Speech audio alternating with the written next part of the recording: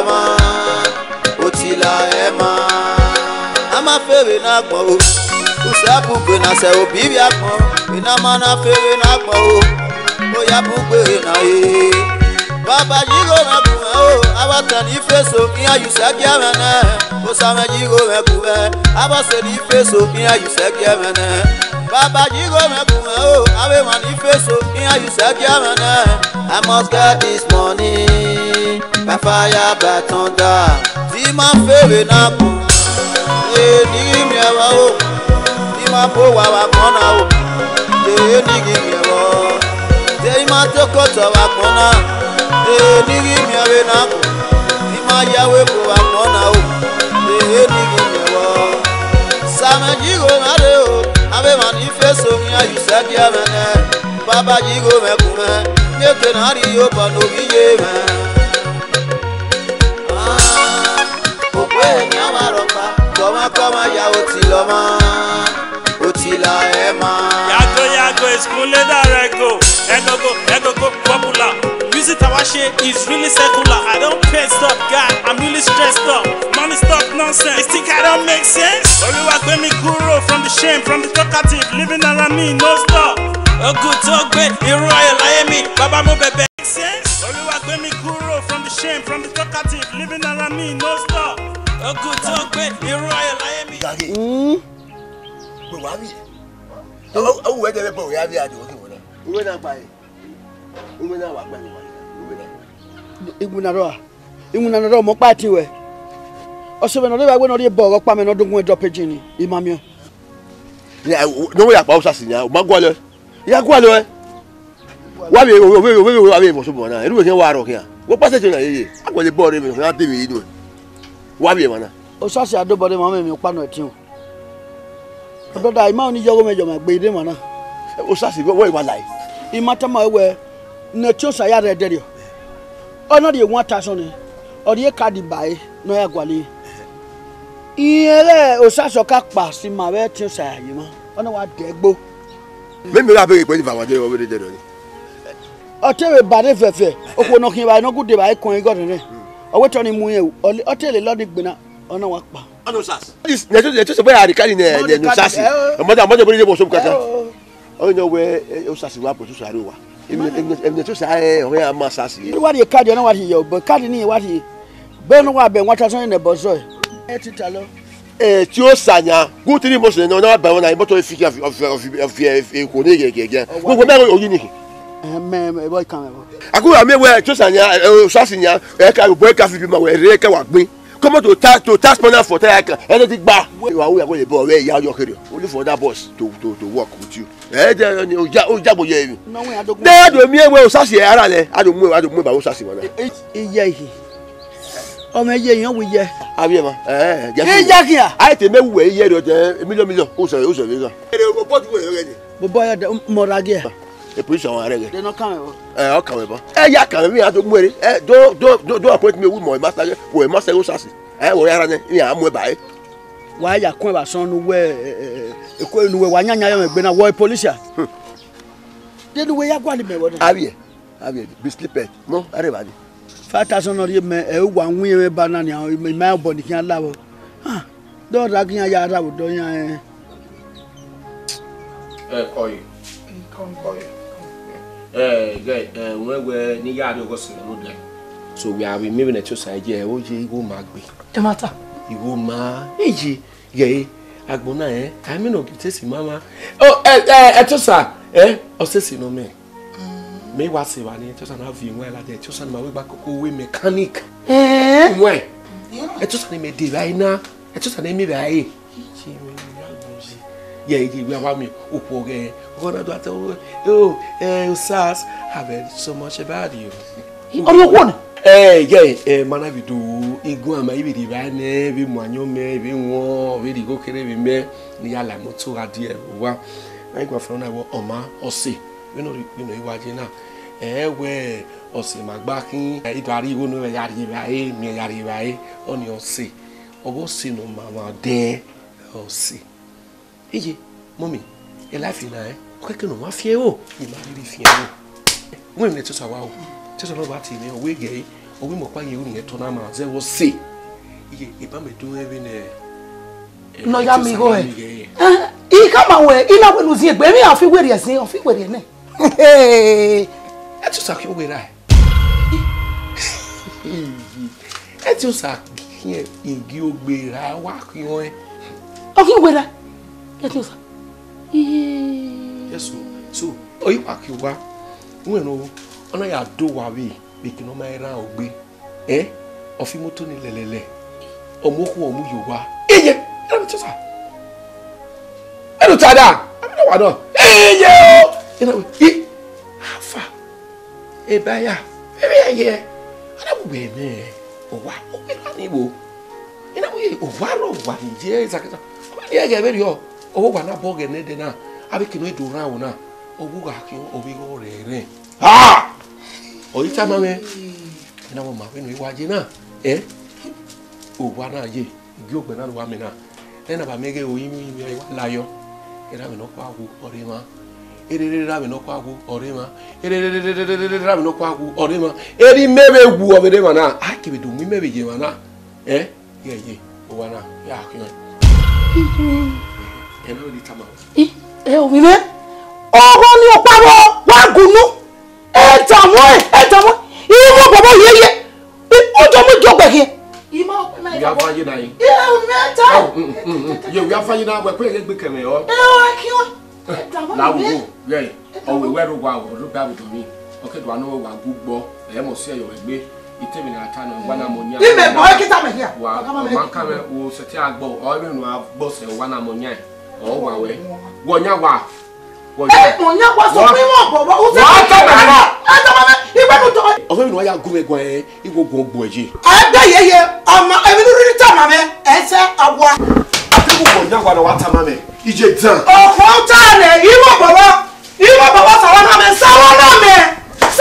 me ai ma me wa iwo bobo yeye ai si na mo na fi wa na ai ma me wa o ga ni fo bi mo ko baby iya iwe etu yegu ye no sunu medere o bene ofo ni ya go egwa mbuma imememe ya na ya so ko pa ne wa ya sha okoni o memenu ogwa e no eje gwa yen na you we give ovia ne mita ovia ni imoto dey drop e wa there the motor might be drop ovie gwine de a ovie gwine de na be drop e okay dey ovie gwine na be ka we even ta be ruwa ere igbo yesu nu de o mesunu a o magbaniya hey that woman e tell us your worry when the mama say we want marry you to one boy honey let me tell you I just can't wait for you to come and get married to me to leave the house meanwhile wa here marry o me sure wo ri je melele oni no woni keke wo vie ni aye tale me gbije mewa no benu gun asun keni wa we tekeni ni tama yeah oh my goodness you got it you started I'm going to drop away let me drop it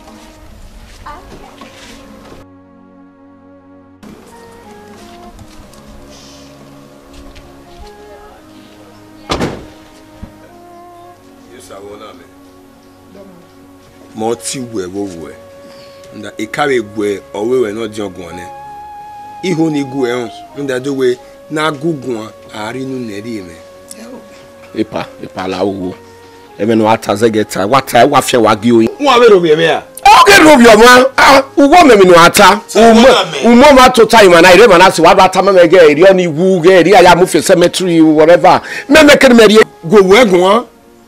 go wegun ipa ni ata we ta me ke ni ri me ri la me go wegun mo pa bi o a ni gbe bi o me be bi o o ma ese nzo le bama o se megere e ke be wa ti ri e ke o ye gbe yi me o ya mo bi e for cemetery e te mo wa ni ke ni ya he me na di ke to wa di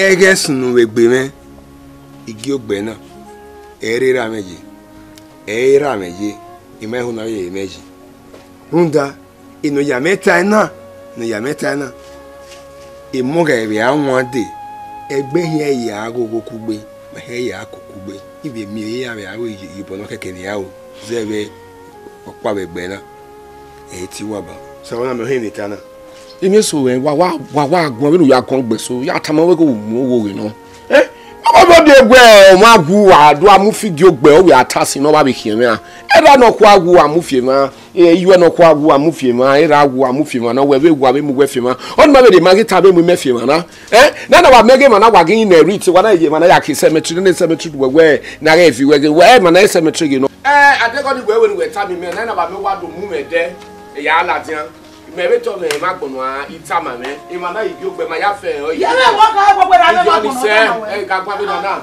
o gba na mu meji salo ba me la o igwa se ipa eke abiomo fi agbonu a e me na do ata ko ki agbonu ni o ka me da ga me ma gbonu ta we me ga mi he no ye la wo wa se la wo wa na o sa yo wa mu ni me e papa no mu ni me na ma tie be sin wa ata ma gbo wa ata me ni go ni mo sa yo na me la wo abbreviate me ni me zo sas imoni never no pa ya di fu mi ni e papa no never na ye te ni e fu mi ni eni ye ma me de la wo wa se wa la wo wa se ro bi mu ani go tai ye wa la o we do wa ki ja yin je me iye go wa kemene o iye wa kemene adege to ki agu epa ugu ure de ba gu ta mo wu ki agu iye be de mi ya fe jire Igiogbe nu wa mu yi mu ejo odofo iko hurie me iwi na mari evenchi u be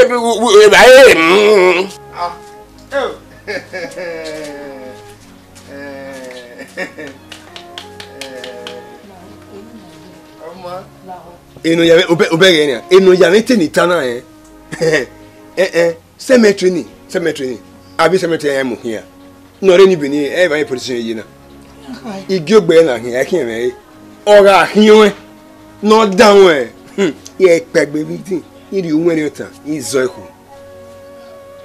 ora izelomi oyege akin Igiogbe ohun ne o ma ekin we be ko nya omo no obi mi o ragbo be mu oya agba o ga yarun da omo no we no we ri ni ka gun me ku me o omo no yin so omo o sa le egi o ha ge da won o abe da won ino ile le ekin obi mi Yakin na hina. Yakin we na he. Hey. Imno sayo wa me wa se mo bo fi na yakin ya we be na.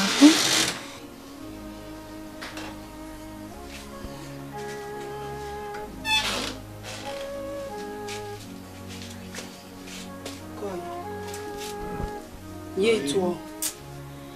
Ega mi. Oje. Yes. Walking we no wa to tasiko. Yemi yo hami yo wami yo hami mi me be ni kian ma gbon me imae ko me gwan jibo ko o tu no ga usayu wa no yo ja me kian me ke ni wo mi wo ogbon na ta me police gwa police is there. Emi no say no ya dona. Police. Ore be nude. Owe do agunmegun. Ore do agunmegun. Ti me buku na we osi ere etiosa. Owe to iwa mego eri oyin moto eri ori oku no mo se. Eri ofi anyo ni eri ori reso ni me na ga gogo. Owi kian to pa no ri se ya. Water na we gumegwa.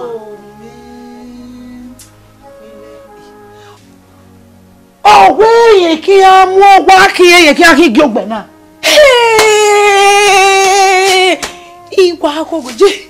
Owi ahwa. Owi ahwa. Ebi na akogo yini kize. Je bi akogo. Ogwa na kina. Je oga kiona ne ba Maria State. Na abia onwe gi me ni mi agogwa na mi agabie no we agabie igba ke wo ba nyon fa me bi agabie kya wo ba yo to ruda eyini ya o wa ma na yaji erera no bierera ne era no biririririrane emana munyaji nubia na agogo wa akio na real estate we na I do atema be je la me we no bi otama me no na real estate awe mi ba mi no best state no come ya bo wa se ewebo Igiogbe na hin akio ruda ijake eleru wa ta bo ragbon otama me seri we Igiogbe na akio na ge kio o ma ko ma no kio iye ki apagbe bi ti ye ki ori nwere iye ki ya ko ma ni rodo je sonio bo era ne ragbon on ba lomi a ma we wo ewu ne la je tu mo ta be ma ta ma me gayi ki wa gogo na to bi obo ya de o ko mi ne benu bana ya ko iwe tabo kan iya ma igwa gbon mu keke ne ni mu ge ki ni ri akia ki o kia na e tem ni me kia bi akia mo bo ki o kia na e na do mani kia tele na mama do mani kia to ma o we ya ki ho ya ba kia do na e ba kia do na e Ama fere na gbo o sa mo pe na se obi bi akmo ina ma na fere na gbo o ya bu pe na e baba jigo na ku o aba to ni face o ya ji se ya me o sa me jigo What Guiji me go? He will not play along. My mama now. No the old thing. Okay, fine. Now what it's okay. Give me one. Now the baby I will be okay. No be giving I away. Oh wow. What papa's so why me? Papa don't die. Papa don't go. Okay, fine. Go see us, sir. I'm here to sir. See it, sir. See it, sir. Just as a package. Just as my work I go mechanic. Just. Only Papa as he said, just I become multi-millionaire. Not just Papa has work here. Yeah, okay, Igiogbe now. We move here. Okay. Just a bit of a message away. Have Igiogbe now. You must say no na. Wa boy here having another work when you boy. We are acting yet we had do what we can on a ray. I could live where. He my queen. Just tired. Eh? Now you the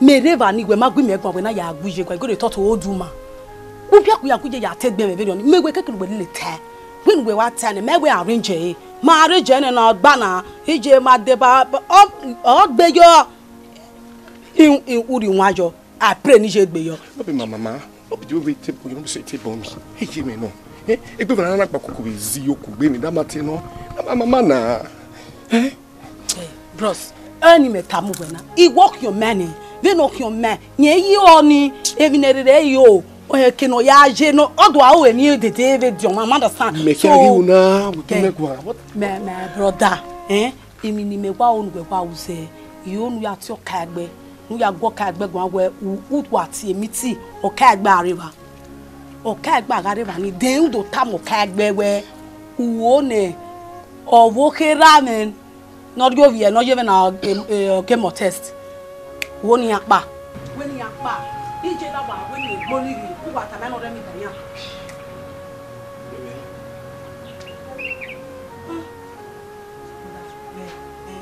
owo ko ya do to abi ko ga tu sa ni ko ba ya ti e no ka mo we no ya ni da ya e mu be ki na pa e go kana ba collect her. You know, you get sister like this way, guess what? You go they dumb me. Now you they dumb me.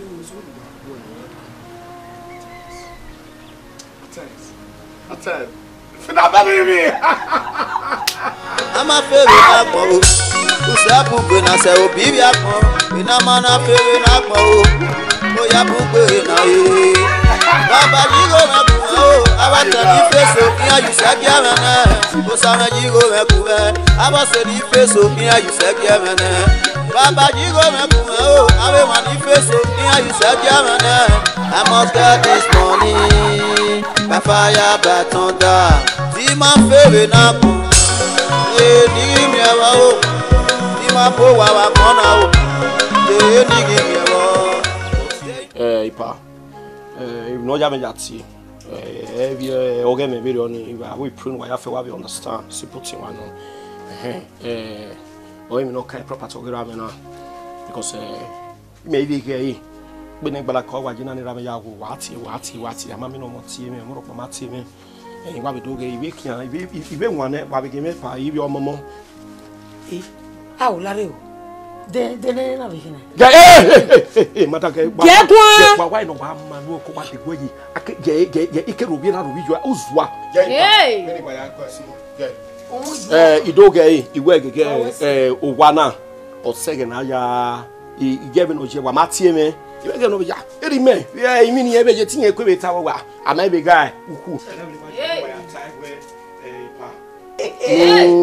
kamiya inya ivana lori obi e ni apa no dawe mopa o modio me onya e property na yo be ba lo ni esunu be keri meje mi je mi be no kiri nyaka o bota iya ka mu gba we ami asewo ka gbe iya yu wa yan kun ma Eriona eyin alogbe yin ale o ma uke ya pe ma ogwana iya kion afoni a ipa kion wo ye neta hallelujah nya sedo ko yo o ma ko yo era yo wa uto beru gbe po be ga gwa na bada me ya gugu no sugo bo o we je go turn na what it am me ni get you kwela be igwa like wa ma like I don't care na ri yeah ije utu me no asa ga wo me ni ya pa wo le ni ya pa Amopia my father's house. o sa se you are o be o gbe egwa o wo ni ta wo tiri me wa o wa ga fo nya Erio ti eme o. Iṣẹ́ tó bá lè wá náà. bí me tó ta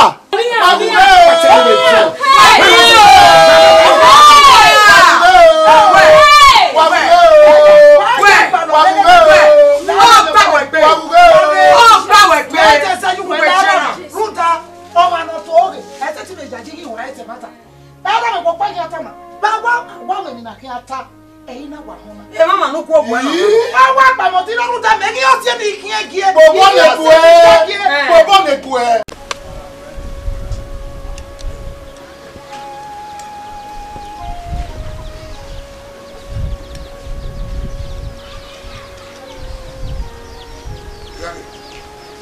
Gage,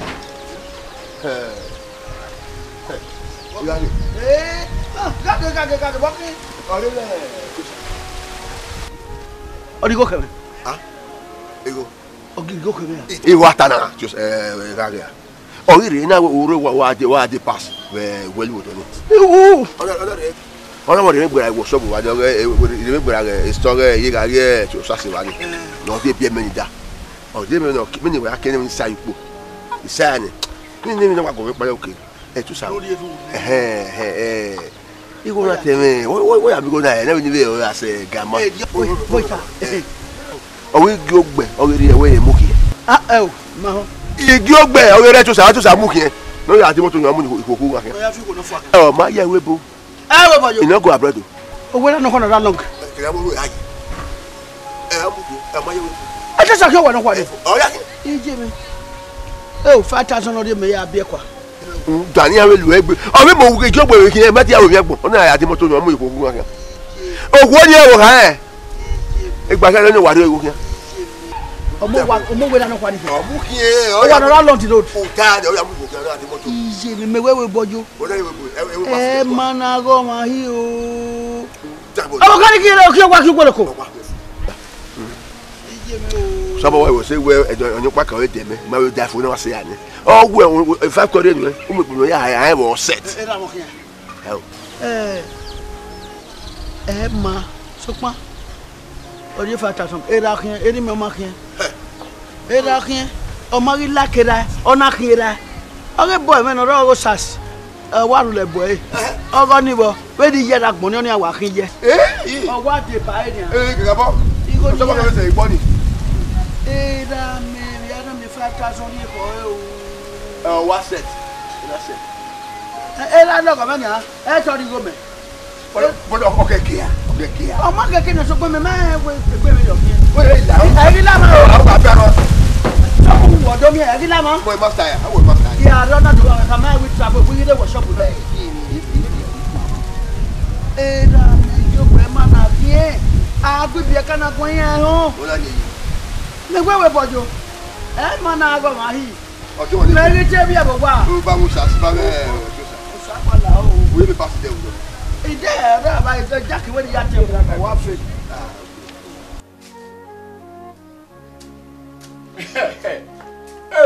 Baba, yai, uto time na odo boka gba me. Wa o yi o. Umemie, we, umemie vropa. Uga ise o yi o kakwa. Ve ke pocket me. O sans, o we ayatile. Itama we na we. O gwana, ya ri ebuku.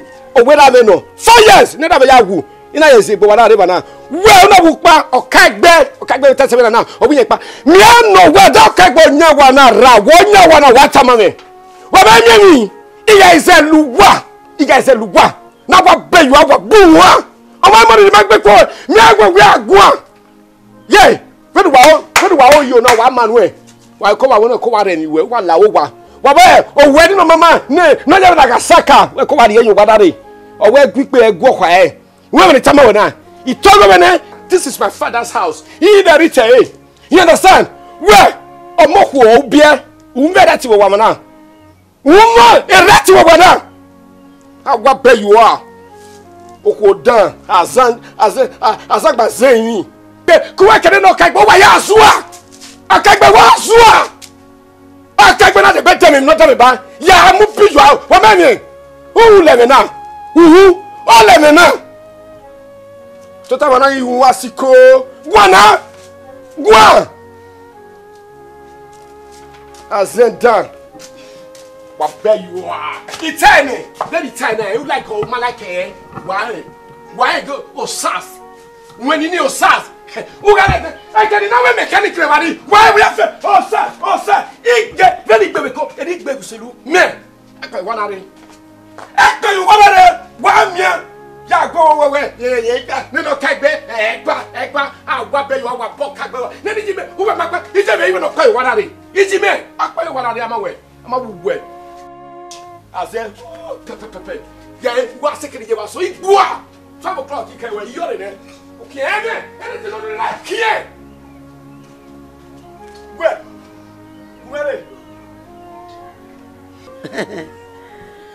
Hey, what's that? See, I can't buy big before. Ruda, I don't read your sassy, but I'm a wana. Nimi, I have a wana. Keep a common in my act, but wana. What is you? Level can wire again. I'm a favorite nagbo. Usapu na se obi akon. Ina mana favorite nagbo. Oya bugbe na e. Baba jigo meku o. Awata ni feso kiya yusagia mena. Osama jigo meku e. Abase ni feso. Edo kame. Go away. Baba no mo. Edo kame je only WhatsApp. Now start one more assassin. Right to take him. What to take? What to take? Who are moving? La. What to take? I better.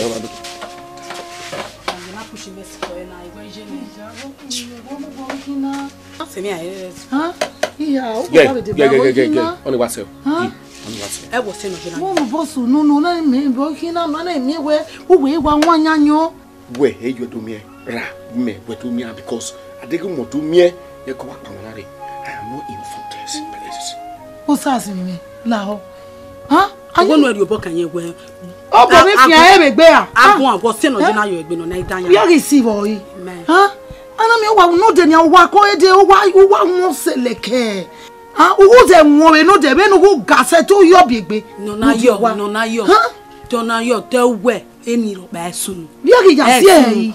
Ah, you we no de o aketi meeting no de. Ima umatama me umaje de kaja ha me ho. O we mu me fi ogbo iwari se meeting. Na be we you egu an bi go me na no ki wo we ye egu an. Ma wo ti yo la wo je je yo wa se. Me ni wa go egu na. Ke mi se. La wo wa ege me o do mie. Itaba bana bi pa imanare no that time we we iwu paka ye you don't like corner fine Igiogbe was here you ya bi o se me se wa o se won gigi me idi time awe abi na ti na okay Igiogbe na kin we o se me o kin Igiogbe owa o se me kin Igiogbe owa okay na be different wa ma we no gigi na Igiogbe na time wa ne ya kiwe we know maybe to tell me never ni o gba me say I know where o bana me give here o tell me my type you no ni time when no why when e o ni time when no lo abeni I time when no lo lo e no re o ka mo na ni gbegbe mo abeje no abeyo what ya brother me no wa gbegbo e wa lo e fu e oh ish you only was say since you go na eating have your job abere majo ama bere na me no kwajo era me no kwa e ma na bere eji e ma na bere ye na wa bere me o e wa gwa mi we be bere me e wa bere when we be bere na we bere e ma ala ba ni na awa gwa agwa we na awa gwa o wa o we value say no la kono ma bere me ejo me lu gbe na gbe na ejo mi ejo na gbe tu e gwa kemi wi ata gweta mi o ma ewe no na ikuyo ana gweta enu na we agata na ogala me o bi atona na ma mu no gebe no me be wi ge efi me bele ko le ki ikuyo na we do me na go kan ye go ma ikuyo ye go ma ikuyo u da we me me agbegbe me wa o wo mi me agbegbe me wa because ultimate time me go da geda we na ya gele ije no gele le mozuyo oni ma me ni hitu klara bi we o we ga wa na we do we o we ga do we dimoto then o we ga dimoto o we fi pale legbe o we go kele no we take o we ya keke no e o we ya do teme je school ya je school na we do talk away o we ya je school then iya ke business we then okay my ko ya re mi dan our him na mi ro pa so no sisu wu ko yo na I mai ba ka boja we yo u jaji wa ti fe bojo ikujo be aba e lu da e do awon we na ko no ge ki kwanya e ba we kwa na lenu gbe to na amu no ge be no be we ye ne na tu to na we take ne ko ma re ogioge ma ha mu no ni baba we be o le ge ni la ja be do ge bi afi na ye kejo ge ki e ama ke we na pa na se obi bi na ma na fe na o ya bu baba jigo na ko abata ni feso mi ayu se ki amana o sa me jigo me ku be abase ni feso mi ayu se ki amana baba jigo me ku o abe ma ni feso mi ayu se ki amana ama we pe bege mi me bege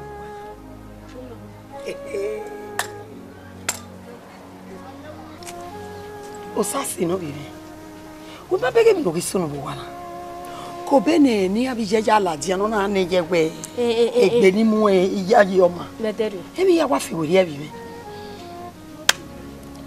no igwa pa mo dise avana o sa si we be mi go ni me ebi ya fe no go me dele lo mari no de ko no mari o sa no we o a we gbe ori e be o hey we mo mi o je bege mi so no jaji o sa si ne mi go bo na mi go no ya o sa emi so no bebe agba okuto ti você se na mi go no ya o sa emi wa sun ruda upon ni ye jo egbe ni ye mu ki ye ko wi ye egbe danu ri mu yan ba te so wa na shine your eye to an je shine your eye ye je gba ko to bi me o to e mi je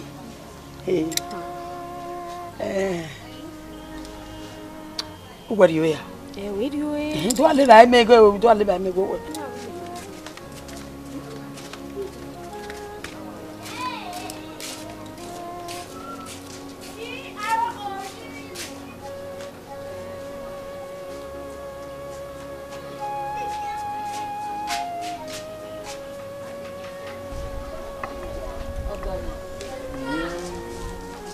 zebe ni tadeba ige go sasi o iwari o wa rule wala wa o we ni ji bo bi ji o we ni alaje o wa fi ko moto o we ni ari mi palaje we ga gi moto no bi otun e muri hey sasi uge i moto lu gbe awa mu jayo da wo we wa ge gbugbe genu weta na we ga go sasi yele bo we akuku egbe genu wata na what na mi mori ma eyin na ga ìjáde òwò kan náà Emi me wabe o wuri on we watana. Salobwa. Azigo hiawa no ruda igo ni veni igo ni aje. Igo wabu ya lele, igo ni wabu ya lele. Oge na amigo. Di wi na pa no sasi wi na no kian ya mi gbe igo ya de bi moto ni. We mi moto. Where you dey now? How? Moto na mu reteri. Be moto na. Awa ki we na. Buke gbe mu reteri o. Ana. Awa ki we na. We I was yo. Imai mi na de. Ina mai la na de. Brother wa ko wa gwa lo wa. Wa ko yo. O wa gwa lo. You look keep quiet there. Bu wa o ma. Yey. Even in my one. Wa ge o. Awe. We mama je ni. Imarogwa. We me meje na. Ido wana ne. Igo sasi to wana na ebe mi ya do wana ya gwe me. Anyawa. Udo wana ne. O sasi o ki o wa nu we. Won ba re donu. Won ba re donu. O sasi ki o wa na nu we. O sasi o ki o Igiogbe nu we. O ki ra kidi.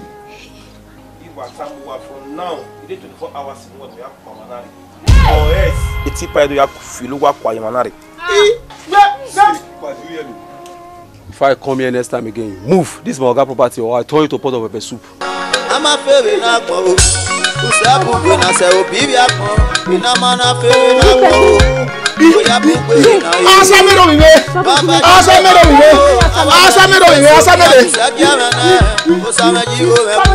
Abase ni peso mi ayusaki me. Baba jigo me. Abase ni peso mi ayusaki me. Amata this money. Fire batoda. Ti ma fere na ko. Ni mi awo. Ti ma po wa kona o. Ni gi mi awo. They ma toko to wa kona. Ni gi mi awe na. Ni ma yawe wa kona o. Ni gi mi awo. Sama jigo mare o. Abe manifesto mi ayusaki amene. Baba jigo me kume. Nyeke nari yo pano biye me. Okwe nyawaropa. Koma ya otiloma. Otila ema. Yago is cool darego. Ego popular. Music Tawashi is really secular. I don't pay stuff, God. I'm really stressed up. Money stuff nonsense. You think I don't make sense? Oluwagbemi Kuro from the shame, from the talkative, living around me, no stop. A good talk, babe. You're royal, I am me. Baba mo bebe, bami yawa Kuro. Mo fellow la, emi na fe pop up. And so with it to say I'm not the short talk.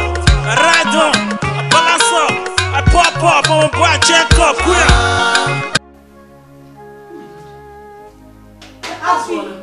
Even let it be now. At least it's not really there now. Oh, this stop. You be back. Come on, Bino. I go and do post music now. What about me? Are you serious? No, are you kidding me? No. How are we going now? Can you imagine?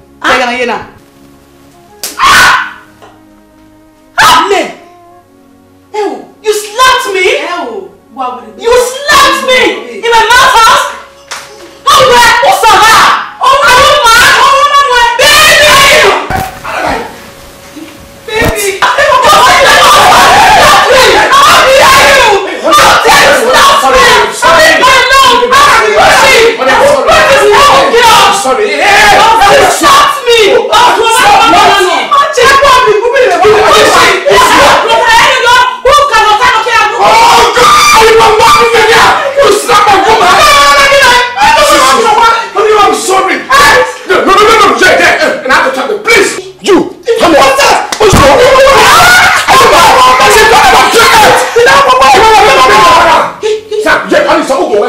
See, after everything I have done for you, already a success. A woman will not go be. Person waiting. Very nice success. Very like to watch enough to watch your woman now. I don't share. Oh, mama, where? A woman is going to go. Gay. I'm fast. Say you woman. Oh, no, we are young. I'm a favorite. Usapuke na se obibi akpon. Ina mana fere na akpon. Oya puke na ye. Baba jigo mekume o. Abatan ifeso. Iya yusaki amene. Osame jigo mekume. Abase di ifeso. Hello baby.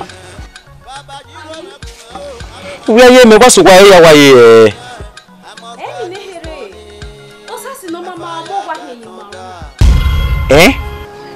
Usasi hiwa. Usasi hiwa o. Kama mbele ukinya wana. Wale baba usea. Dede no wune usasi na kwake wa baba na. Wewe ne here no. Why ne? Then meguwe gwana marogo kaigbe mabijeme. Ima surprise veterio. The okpakpaware of ye de to so fio lelegbe o. The body gas ne ma everywhere ga minya veni yare. Ogwe veni nyakera ogwa ni mare ni mapa yo ware. Oden ogwo sasi hin ogwa ne we ogwa hin ogiyen. Hey, we no ke guafo. Ije me ko ni. Ti ye wa ko be sasi hin wa. O we ma yeje na. Ha. Oma emi no so no me imete we gegere me no wani me ya izobobi wina. Me izobobi wina ne me ya adi odoni, me adi woka agbe. Adi woka agbe. La wo gwalemini ye no yo meke na aro ewu gwalemini ye iye wo me oda woka agbe azugo go me describe enwe now. Oga wa gbera we ma the next street by my left. Okay, ma bere gbe ma na be oda o ma. Okay, ma. Who are like the street number 16? Who go along me? I remember me.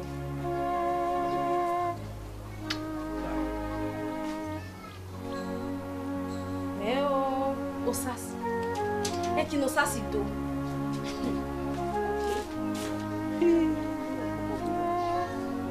Osasi hin owa. Osasi mu Igiogbe hin. Ohi diera. Ijero sasi hin environmental property. Bene mi ya fe ya ti wo wana na imalake. Emi ni tama we na. Ye we boy, mama mu already ma gbe ko we Wona rabo wona fi wo ki mo bi. Okuni are yiwa. Yi we na are wa ni. Una ade bai wo gboka. Ore wa ni na. Vu se ya fe ni me ese. Ina fi wa de mana. Idun wa na we oga wa yin ame ni ya bo wa. We rio ogbeni ale enye to boy ale. Owo bi na cafe no. Oye no we rio wa. No wa ere no no to ba wo wa. O de television no yakujo. Emi no yakujo yo. Ha? What do you like na mo jo yi be bo mo toji. Emi no we ta ma no ke ade ma. What ba se ma? No you be the obiju. Ha? Idiota. Me yachi. Dege ebe mi o. Imaya ju we wa ti la dia. No wa do ni no wa do le de ma ko nu we ki ani e. Wa do wa gbo mi ju ebe o. Gbo mi jo panu mi. O ke kaka bo da me. Ebe ni tama me. Oni de ma we. O we ri o bojo yeke. No gbo ko mo bi. No na tama me ke. Iga gbo teme ne de ewu ma ni are yiwa. Se kwe da me igbo e. Ewe ja. Eweji. O wa de ma kekpa na ike Igiogbe. Ina bi na kun. O, ai ke Igiogbe. E wa na mura meji. E wa na mura meji. E da mo no na jiba. Ina ya fe aka ni to ta na oreba. When my man na wa be yo wa bu won. Abi mi we ga gbe na oreba. Na fi wa o sere. And wa de wa na do ga. E mi adegbe damo e. Na wa be yo a. O ga adegbe damo e.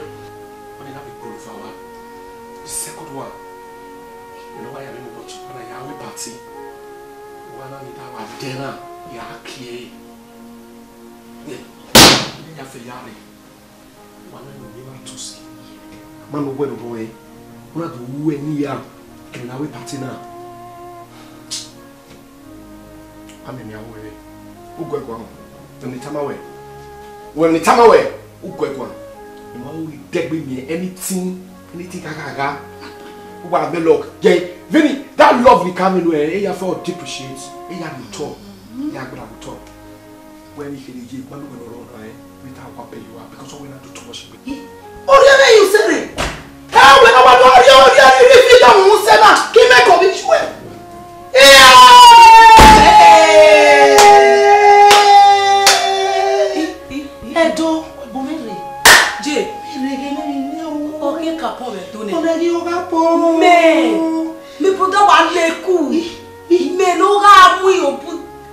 wani ngwiaze me na de do confuse me mo ta mo bena What am I? I we na koyo we je ko imenye do anya buru de e girlfriend of it Na ni ba nya do na e ba nya ke na e. Oh, here you ma vision mo do kagbe no ma wo kagbe ni machine na. Ah, Okagbu wa no mesi wa no. Mu da dun di beri abi no be ya anyi. Salobo hia de be. Nye wonia orowa. Nye. Erowa. Iye o. Ije bi erowa. Mama, gaji, what did I hear here? Not to turn in no yo. Miss you, my darling. I miss you too.